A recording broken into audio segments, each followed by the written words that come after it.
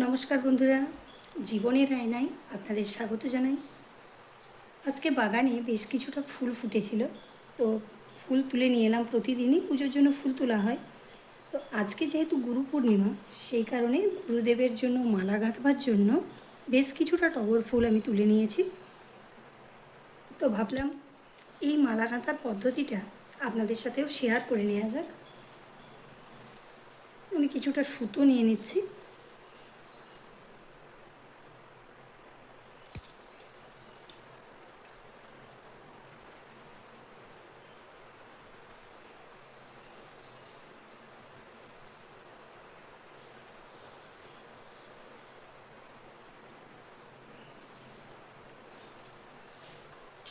তো মালাটা সুন্দর করে গেঁথে নেওয়ার জন্য আমাদের প্রথমে ফুলটা রেডি করে নিতে হবে।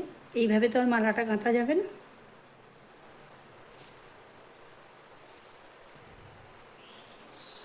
বাগানে ছোট্ট একটা কাঞ্চন গাছ লাগিয়েছিলাম, আজকে একটা কাঞ্চন ফুলও পেয়েছি। এই ফুলটা তুলতে গিয়েই আমি দেখলাম এত ফুল ফুটেছে, যখন ফুলটা তুলে নিয়ে আসি।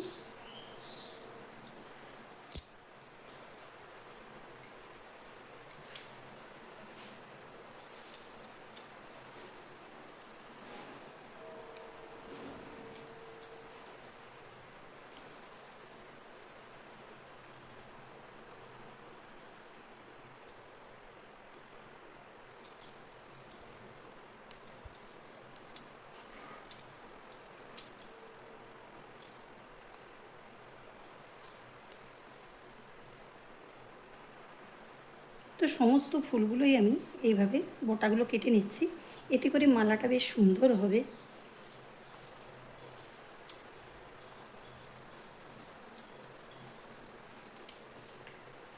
আমরা ছোটোবেলায় এই ফুলগুলো তুলে হামেশাই মালা গাঁথতাম। ছোটোবেলায় যে মালা গাঁথতাম সেটা ছুঁচ সুতো দিয়ে নয়, সেটা গাঁথতাম এক ধরনের লতানো ঘাস পাওয়া যায়। ঠিক ঘাস নয়, ওটা লতানো একটা গাছ। তো সেই লতটাকে ছিঁড়ে নিয়ে সেই লতটা দিয়েই আমরা এই মালাটা গাঁথতাম। আজকে হঠাৎ করে মনে পড়ে গেল, সবসময় তো বাজার থেকে মালা কিনে এনে ঠাকুরের পুজো করা বা পরানো সম্ভব হয় না। তো বাড়িতে ফুল থাকলে এই মালাটা খুব সুন্দর দেখতেও হয়, আর আমাদের ইচ্ছেটাও খুব সহজেই পূর্ণ হয়। তো অনেক কথা হয়েছে, এবার মালাটা গাঁথা শুরু করি। আমি সমস্ত ফুলের বোটাগুলো কেটে নিয়েছি। এই যে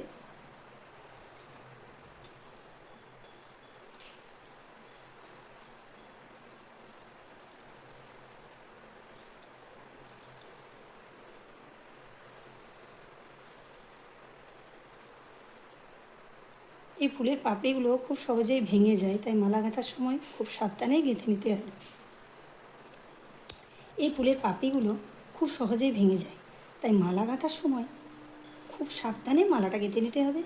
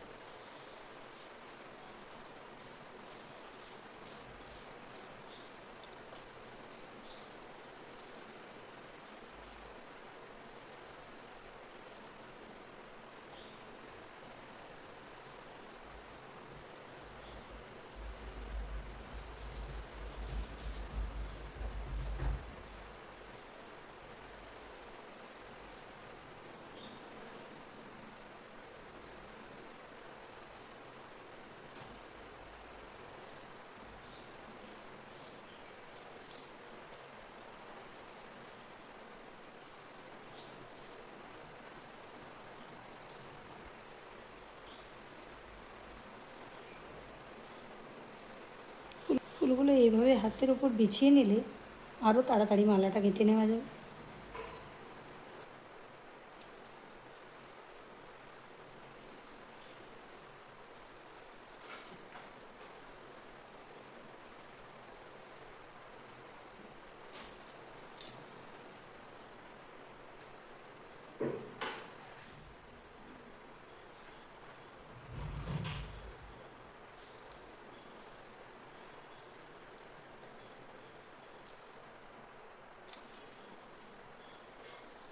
তো আমার মালা গাঁথা কমপ্লিট।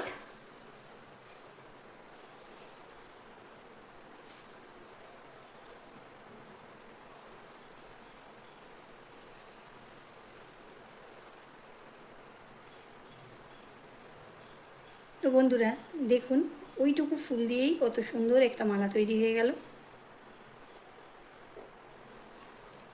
এবার চলুন আমাদের গুরুদেবের গলায় এই মালাটা আমরা পরিয়ে দেব।